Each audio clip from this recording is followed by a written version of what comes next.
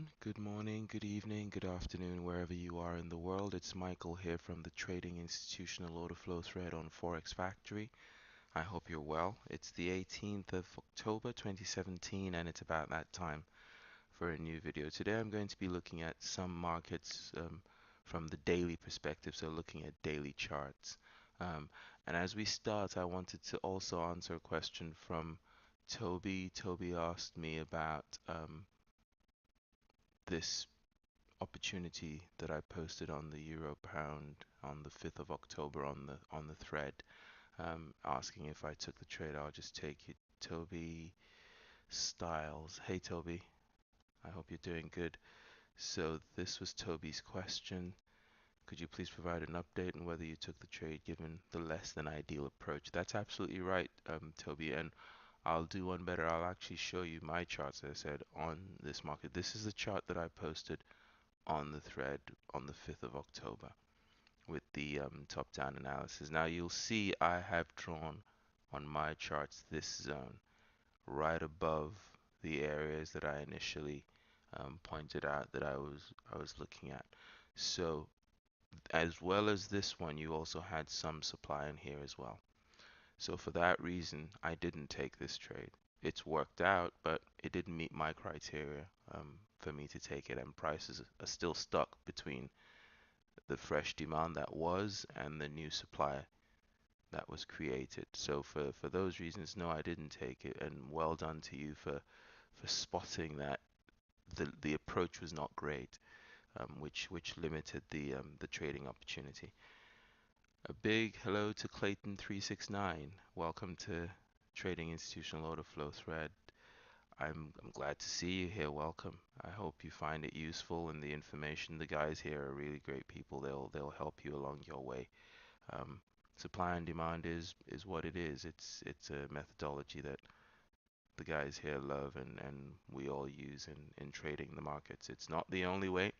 There are many other ways. It's just the one that resonates with me, and I've um, sort of developed my skills over several years. And there are a few people who teach it as well. Yes.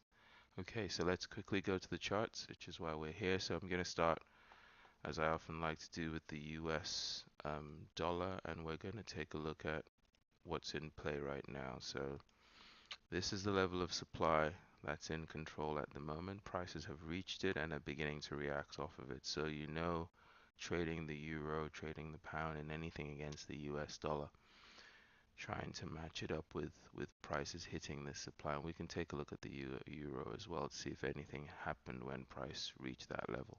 In terms of demand, you don't actually have anything till somewhere down in here. So there is a possibility that if this does turn with the creation of this supply and starts moving down, we have a bit of a ways to go down to the lower level. Let's take a look at the opposite, which is the euro.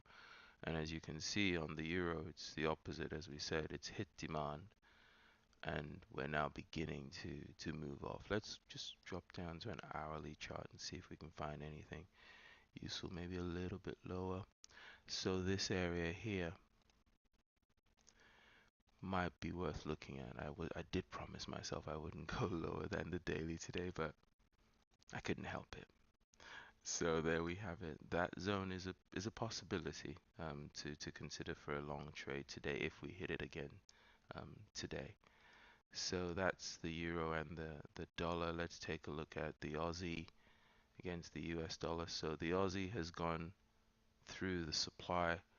We have some demand down in here, and then we also have some supply up in here. So for the short-term trades, this is the playing field that we're looking at on the Aussie US dollar. Let's take a look at the CAD. Nothing there. The Euro Aussie. So the Euro Aussie's hit into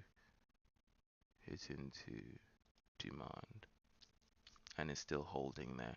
It's been a big rush down and prices have moved off. There's been a little bit of demand at these levels, and we'll see how it runs out. Will it continue to go higher, or will it continue downwards? We'll have to watch and see. But for now, it would be a challenge to start placing short trades.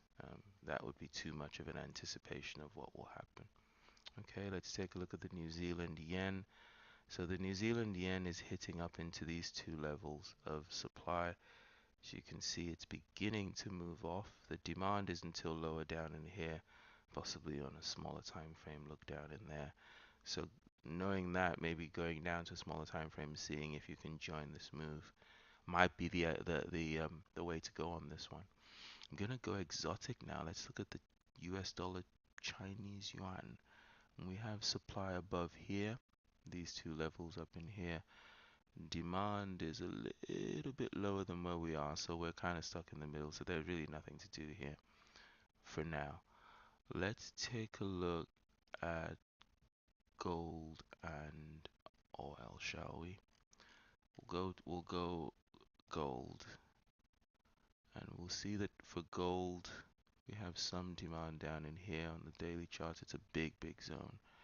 We might have some supply here on a smaller time frame, but that's the supply that's above us for the daily.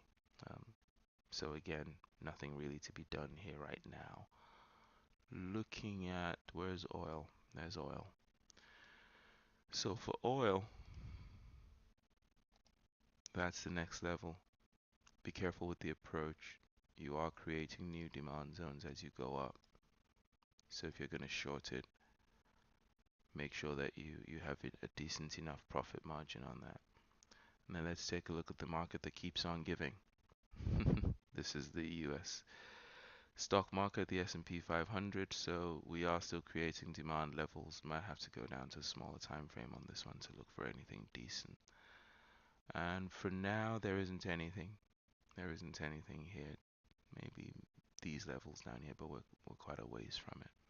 So for short-term income trading, it would still be the buy side would still be the way to go. Okay, so let's look at one more chart before we go. Just one more. Did we look at this one? No. Okay, so supply, two levels in there. We are stuck in between them now. So again, careful with going long at those levels, and we have demand down in here. Okay. So I'm going to stop the video there, guys, so as not to make them too long. Thank you all for watching.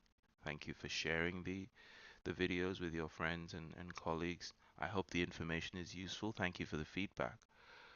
For all of you who've commented on the YouTube videos. Sometimes I look at them. And I wanted to also mention about the next webinar, which will be at the beginning of November now. I think for now we're looking at the 4th of November possibly. I will confirm that in the next video. So if anyone's interested in attending, and you had a particular topic you wanted to address, just email me at storehouseanalytics@gmail.com, and we'll try and address your concerns at the next webinar. Thank you again, guys. I wish you well. Take care. Bye for now.